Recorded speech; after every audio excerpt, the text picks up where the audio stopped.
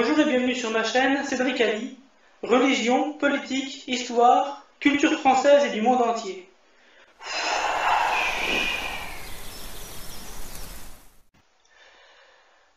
Bonjour à tous et bienvenue sur ma chaîne Cédric Ali, et avec Bassouda Mukherjee, nous allons vous présenter la revue de presse de la semaine de l'UPR pour la semaine du 30 juillet au 5 août 2018. À la une cette semaine, vers une eurorégion, Bretagne, Pays de Galles. Avec la décision du Royaume-Uni de quitter l'Union européenne, le Premier ministre gallois explique la nécessité d'aller vers une eurorégion celte regroupant Bretagne et Pays de Galles, dans un premier temps, puis plus tard l'Irlande. Cette eurorégion pourrait financer des projets soutenus par des fonds européens. Source Ouest France, 31 juillet. L'Union européenne n'abandonne aucunement ses projets de création d'eurorégions. Pire, elle inclut même des territoires qui vont quitter l'Union européenne. L'intégrité territoriale des États-nations est devenue une cible d'attaque perpétuelle de la part de l'oligarchie euro-atlantiste. Selon la stratégie multiséculaire que connaissaient déjà les anciens Romains, divide ut regnare. Stratégie qu'employa à César lors de la guerre des Gaules, notamment en semant la division entre les tribus gauloises, comme les Helvètes, dirigés par Divico, les Éduans, dirigés par Dimnorix, et les Arvernes, dirigés par Vercingétorix, fils de Caltile. Le but est de diviser pour régner, en affaiblissant les États-nations, et de permettre ainsi à une idéologie mortifère de s'y répandre, sans que les peuples divisés contre eux-mêmes puissent y opposer une résistance. On pourra se référer utilement à la conférence de François Asselineau sur les eurorégions. Loïg Chenet-Girard, président de la région Bretagne, à gauche, et Carwyn Jones, à droite, le 12 janvier 2018, lors du renouvellement du partenariat Bretagne et Pays de Galles, Ouest France. C'est parti, bonjour tout le monde. France. Explosion du nombre de maires démissionnaires. La destruction de la France rurale est en marche. Ces maires baissent les bras devant le désengagement de l'État vis-à-vis des communes, ce qui rend leur situation financière intenable. Cela découle de la loi NOTRe et de la politique d'austérité imposée par les Gopé. Seul parmi les 11 candidats, François Asselineau avait justement alerté les maires pendant la campagne présidentielle de 2017 des décisions prises par l'UE et imposant aux autorités françaises la poursuite de la baisse de la dotation globale de fonctionnement. Les événements confirment tristement les analyses de notre mouvement.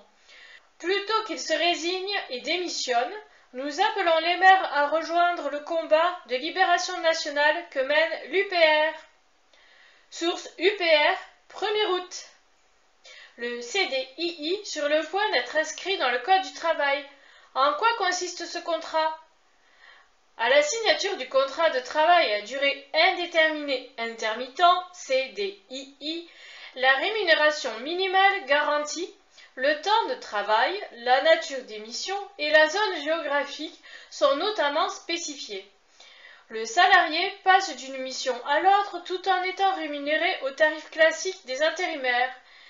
Mais pendant les périodes d'intermission, s'il y a un trou entre deux missions, et c'est toute la spécificité de ce contrat, il est payé par l'agence au moins au SMIC. Une majoration de 15% est appliquée pour les agents de maîtrise et de 25% pour les cadres. Avantage, le salarié bénéficie, comme avec n'importe quel CDI, de congés payés et de droit à la formation. Principal inconvénient, pas question de toucher la moindre prime de précarité à la fin d'une mission, alors même que le salaire redescend d'un cran. Source LCI, 30 juillet. Ce nouveau contrat, créé par la dernière loi travail, n'est autre que la traduction juridique d'une flexibilisation de l'emploi à l'anglo-saxonne, aboutissant à toujours plus de précarité pour les Français. Pour rappel, les lois de travail successives découlent directement, encore et toujours, des demandes des Copé. Et je ne sais pas si vous avez entendu parler de ça, mais il s'avère qu'il y avait un projet que Macron voulait lancer, les bails précaires, justement, peut-être pour faire suite à des CDI, c'est-à-dire des CDI indéterminés, intermittents. Enfin, je ne sais pas trop s'il y a un lien, mais je pense que c'est le cas. La France à nouveau empêtrée dans les contentieux fiscaux européens. Alors que le contentieux sur la taxe à 3% sur les dividendes est à peine soldé, la France vient de subir une nouvelle condamnation au niveau européen qui pourrait coûter cher au budget de l'État. La Cour de justice de l'Union européenne, CJUE, a invalidé partiellement cette semaine la CSPE, contribution au service public de l'électricité, prélevée sur les consommateurs d'électricité pour compenser, pour les producteurs, le surcoût lié à leur obligation de service public, tarifs sociaux, financement des énergies renouvelables, etc. Source Les Échos, 27 juillet. Une bonne nouvelle pour les consommateurs, certes, mais aussi la preuve que la France n'est plus souveraine pour ce qui est de ses règles fiscales. Beaucoup de gens espèrent le retour en politique de François Hollande, assure Julie Gaillet. Dans les colonnes du Parisien, dimanche, la compagne de l'ancien chef de l'État estime que son retour en politique est espéré. Source France Info, 30 juillet. L'amour rend aveugle. Voilà, un peu d'humour pour alléger un peu la catastrophe économique de la France. France, affaire Benalla, c'est toujours à la benne. L'Élysée aurait refusé la démission d'Alexandre Benalla. Au cours d'un entretien accordé au Journal du Dimanche, Alexandre Benalla revient sur la mise à pied dont il a écopé après son intervention lors d'un rassemblement du 1er mai. Il affirme avoir proposé sa démission à l'Élysée, qui l'aurait refusée. Source RT France, 29 juillet. Le président a donc délibérément menti en assurant aux Français qu'Alexandre Benalla avait été mis à pied.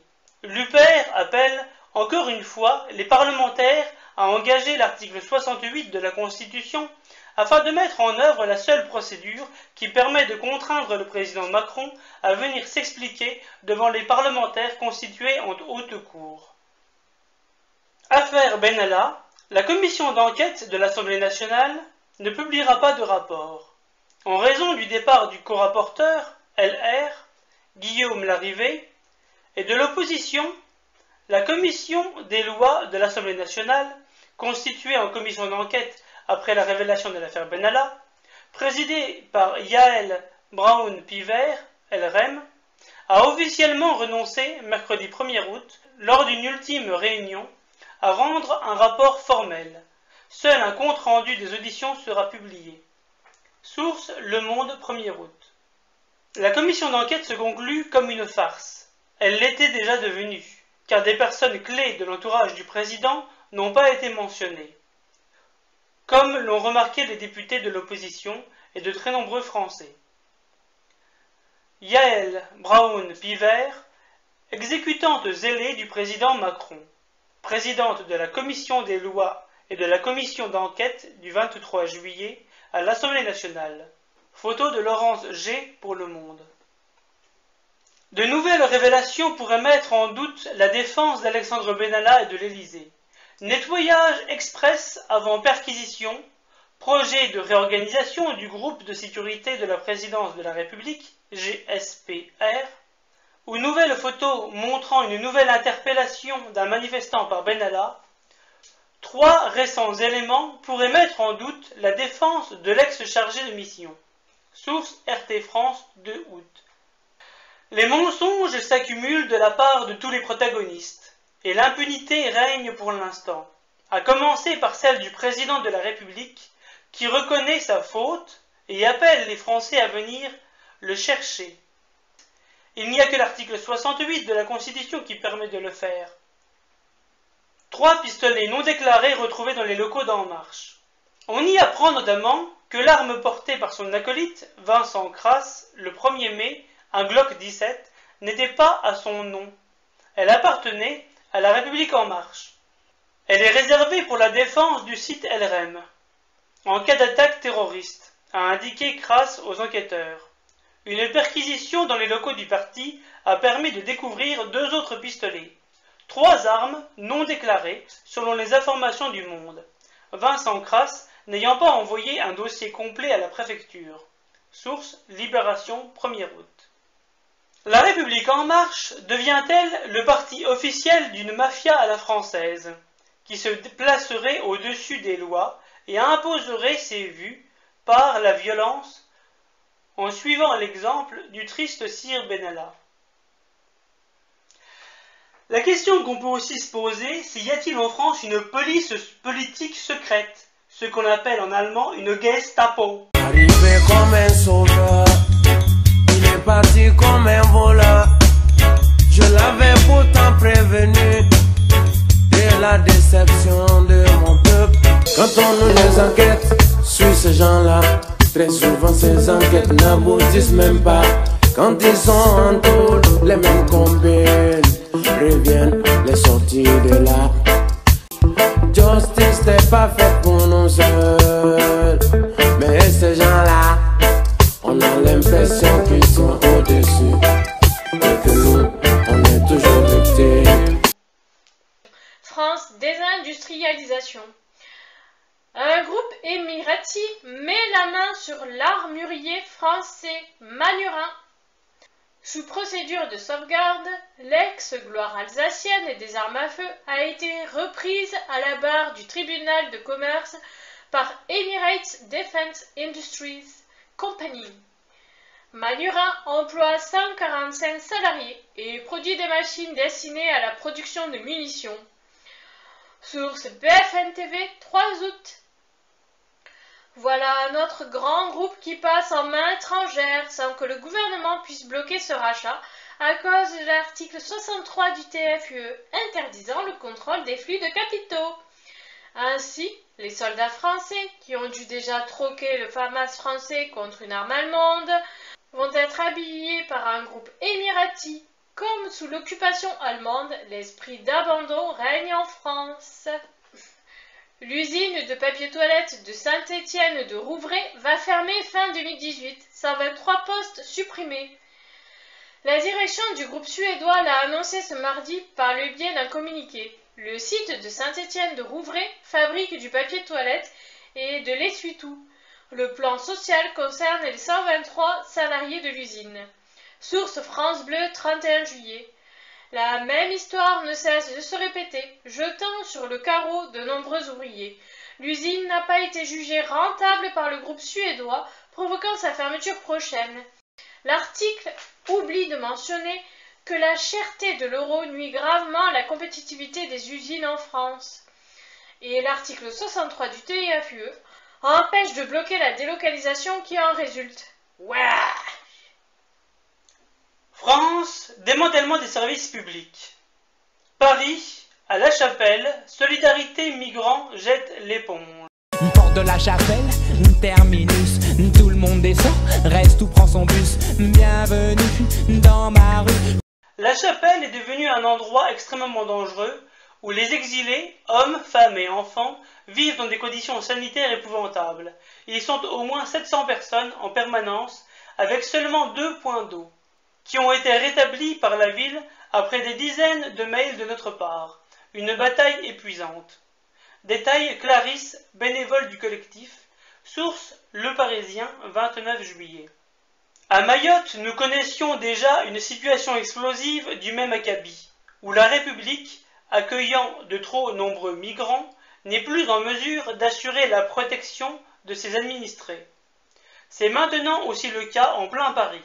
Le manque de moyens dû à l'austérité et le manque de volonté politique créent un drame pour les Parisiens comme pour ces migrants manquant de tout. La question d'une sérieuse régularisation des flux migratoires va s'imposer par les faits. En 20 mois, le collectif Solidarité Migrants, Wilson, a distribué 250 000 repas aux exilés. Un service d'urgence de la Drôme va fermer 3 semaines en août, faute de remplaçants. Le service des urgences du centre hospitalier Saint-Vallier, dans le nord de la Drôme, sera fermé 3 semaines en août, faute d'avoir pu trouver des médecins remplaçants, selon le directeur des hôpitaux Drôme Nord. Source Sud-Ouest, 28 juillet. Et pourtant, ignorant le besoin vital de pouvoir se soigner en urgence, le gouvernement donne pour seule réponse l'austérité et la poursuite de la fermeture des postes pour les hôpitaux. C'est la cure d'austérité demandée par les grandes orientations de politique économique, les GOPÉ. Il faisait très chaud, des passagers ont forcé les portes, c'était le chaos. Des passagers ont été bloqués pendant des heures dans le métro, sans assistance de la part de la RATP. Pendant un long moment, avec une chaleur étouffante. Ils ont dû organiser eux-mêmes leur évacuation sur les rails, vers la bouche de métro la plus proche. Source 20 minutes, 1er route.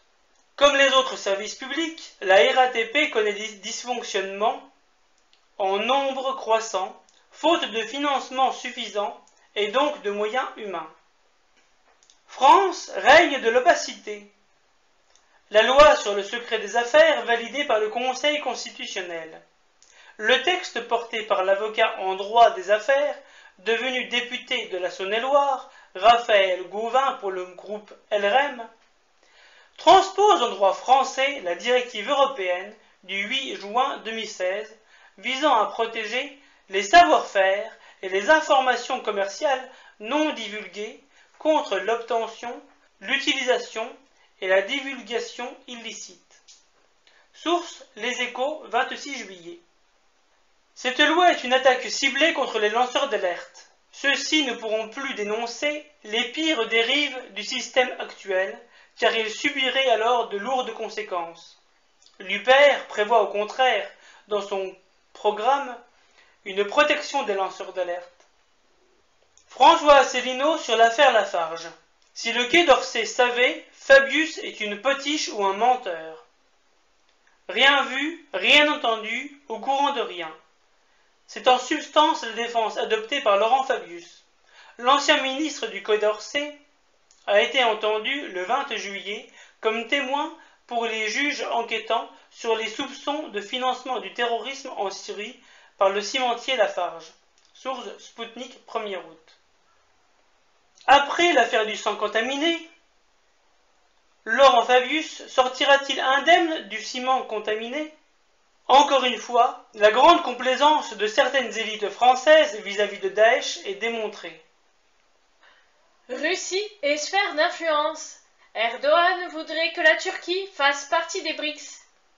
J'ai dit que si vous nous admettez au sein de l'Alliance, le bloc portera le nom de BRICS, a déclaré le dirigeant turc aux journalistes, ajoutant que sa proposition avait été chaleureusement accueillie par les 5 dirigeants lors d'une rencontre en marge du sommet de Johannesburg. Source Sputnik, 29 juillet. En pleine crise avec les États-Unis, la Turquie souhaite multiplier les alliances avec les pays émergents. La France devrait également se rapprocher des BRICS plutôt que de l'UE et du G7 moribond. Eh oui. La Russie va déployer sa police militaire sur les hauteurs du Golan. Moscou va déployer sa police militaire sur le plateau du Golan, situé à la frontière entre la Syrie et Israël. Selon les informations de l'agence Interfax, reprenant un communiqué du ministère de la Défense, l'armée russe installera 8 postes d'observation afin d'éviter toute provocation dans cette zone. Source RT France, 2 août. Et ce serait pas si mal, finalement. Hormuz, le détroit que l'Iran menace de bloquer. Oula. La menace du blocage du détroit d'Hormuz refait surface. Le président iranien Hassan Rouhani l'a de nouveau brandi ce week-end. Son pays est prêt à bloquer cette zone maritime si les Américains parviennent à convaincre leurs alliés de mettre totalement fin à leurs importations de pétrole en provenance d'Iran. Source Le Figaro, 25 juillet. Europe. Orban ne veut pas d'une Union européenne dirigée par la France. Le Premier ministre hongrois, interrogé par le journal allemand Bild, a appelé les Allemands à être vigilants aux tentations hégémoniques de la France. Source Europe 1, 28 juillet. L'activisme européiste de Macron irrite de plus en plus nos voisins, et particulièrement l'Europe centrale et orientale. Macron ayant oublié que les traités se modifient à l'unanimité, l'opposition entre Orban et lui ne pourra s'achever que par la défaite de Macron. Le gouvernement italien ne poursuivra pas l'idée d'un référendum sur l'euro. La semaine dernière, le fondateur du mouvement 5 étoiles, Beppe Grillo, avait pourtant annoncé un référendum sur l'euro et un débat sur un plan B. Source EU Observer, 30 juillet en anglais. Les Italiens se sont fait syriser sur la question de l'euro. En effet, faute d'avoir fait campagne sur le sujet, le gouvernement n'a pas de légitimité à proposer un plan de sortie de l'euro. On se rappelle d'ailleurs comment le président de la République italienne avait pris appui sur le flou analytique et programmatique de la coalition Lega 5 étoiles sur l'euro pour barrer la route à la nomination d'un ministre des Finances favorable à la sortie de l'Italie de l'euro. Les lecteurs voulant se rafraîchir la mémoire sur cet épisode capital, qui justifie pleinement le refus de l'UPR de faire preuve de tout atermoiement et de toute ambiguïté sur la sortie de l'UE et de l'euro, se rapporteront à l'analyse de François Asselineau du 4 juin dernier. Le refus du président de la République italienne de nommer un ministre des Finances anti-euro démontre l'impasse totale de l'alter-européisme et de ses ambiguïtés programmatiques. Berlin interdit le rachat d'une entreprise allemande par un groupe chinois. Et le gouvernement allemand a décidé, pour des raisons de sécurité nationale, d'interdire le rachat du fabricant allemand de machines-outils Feifeld Metal Sprinting par le chinois Wantei Taihai. Source Les Échos, 1er août. L'Allemagne fait probablement usage de l'article 65 du traité sur le fonctionnement de l'Union européenne, TFUE, qui permet de ne pas appliquer l'article 63, libre circulation des capitaux, dans des secteurs liés à la protection de l'ordre public et de la sécurité publique. Force est de constater que le gouvernement français n'a pas cru bon de faire la même chose pour le cas Manurin. L'auteur de l'attentat de Manchester avait été évacué de Libye par la marine britannique. Salman Abedi, responsable de l'attaque suicide à la Manchester Arena en 2017, qui a causé la mort de 22 personnes, dont de nombreux enfants et adolescents, faisait partie des 110 Britanniques évacués de Libye par la Navy en 2014, révèle le Daily Mail. Il s'était rendu en Libye pour se battre avec les milices islamistes contre le régime de Muammar Kadhafi. Source Paris Match, 31 juillet. Ce véritable scandale d'État, sur lequel la presse française est restée globalement silencieuse, montre la dangerosité de coopérer avec des rebelles, dont beaucoup sont des islamistes radicaux, contre des régimes désignés comme ennemis. Alors que la France s'apprête à accueillir les casques blancs de Syrie, dont les accointances avec les islamistes ne sont un secret pour personne. Cette nouvelle devrait alerter sur les risques graves auxquels nos gouvernants exposent les Français. Salman Abedi aperçu sur des images de vidéosurveillance avant l'attaque de la Manchester Arena. Monde. Élection au Zimbabwe. L'UE dénonce l'inégalité des chances entre les candidats. Le climat politique s'est amélioré, le vote s'est déroulé de manière pacifique, mais l'inégalité des chances entre candidats, les intimidations des électeurs et le manque de confiance dans le processus électoral ont miné l'environnement préélectoral, a dénoncé l'UE dans un communiqué. Source Romandie, 1er août. C'est l'hôpital qui se moque de la charité. Personne dans l'UE ne s'est ému de ce que, Lors de l'élection présidentielle française de 2017, le candidat Macron a eu quelques 28% du temps de parole, alors que le candidat Asselineau n'a eu droit qu'à 1%. Et au passage, je vois pas en quoi l'UE se permet de donner des leçons de morale à tout le monde. Sauf à elle-même. L'UE est loin d'être une démocratie. Une affiche invita à voter pour Emerson Mnangagwa, président sortant à l'élection présidentielle du 30 juillet 2018. Ah, désolé pour la prononciation. Venezuela, la tentative d'attentat contre Maduro revendiquée par un groupe rebelle.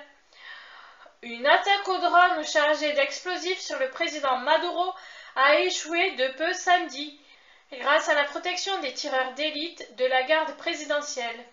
Un mystérieux groupe, Los Soldados de Franelas, a revendiqué l'attaque. Il semble bénéficier des relais médiatiques alors qu'un de leurs représentants avait été interviewé sur CNN en janvier. Maduro a immédiatement accusé l'extrême droite colombienne ainsi que les financiers basés aux États-Unis d'être derrière la tentative d'assassinat. Source RTL 5 août. Les tenants et les aboutissants de cette affaire restent peu clairs, mais une chose est certaine.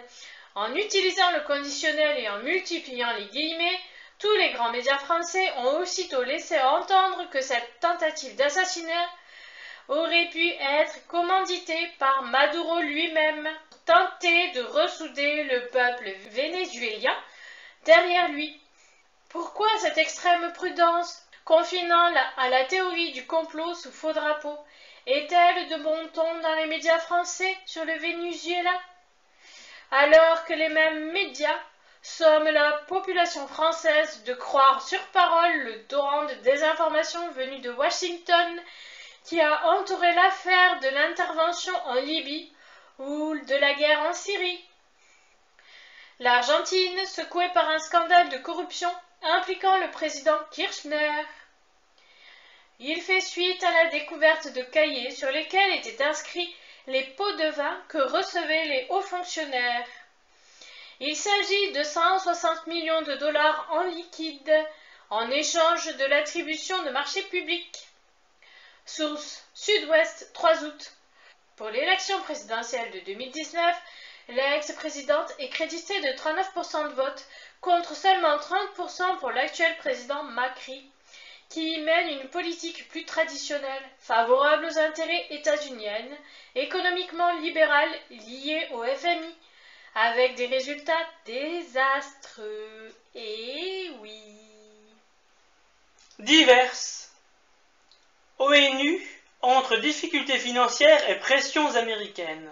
Le budget de l'ONU est au bord du gouffre à cause des États mauvais payeurs, au premier rang desquels les États-Unis d'Amérique, qui assurent certes 22% du budget, mais règlent toujours en retard.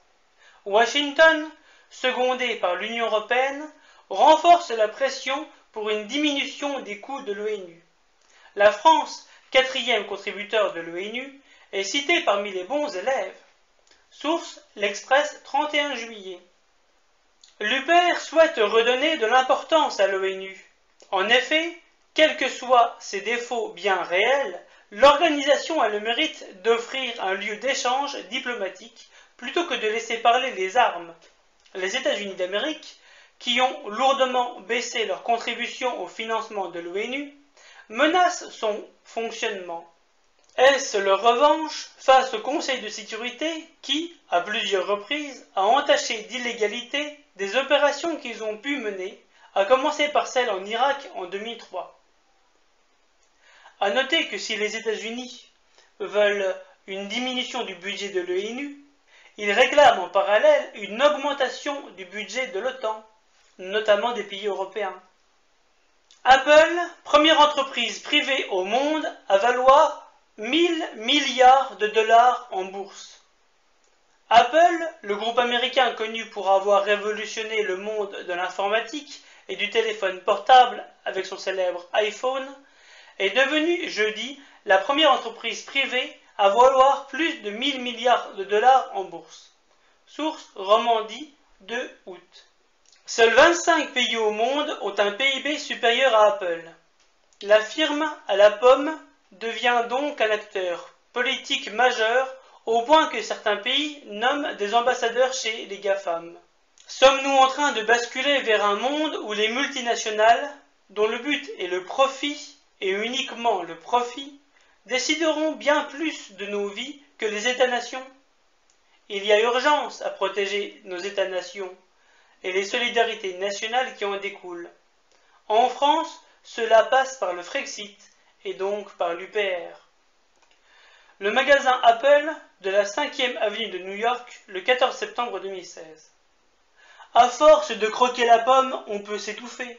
La pomme croquée est-elle empoisonnée, comme dirait Ève, La Belle au bois dormant et Alan Turing?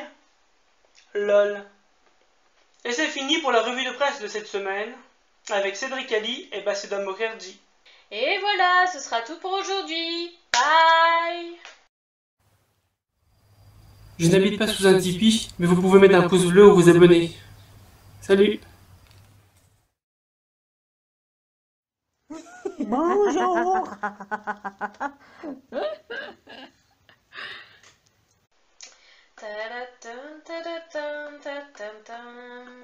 Je fais une petite musique, une petite chanson. Je sais, je chante faux. C'est pas la peine de mettre ça sur la vidéo, Cédric, hein.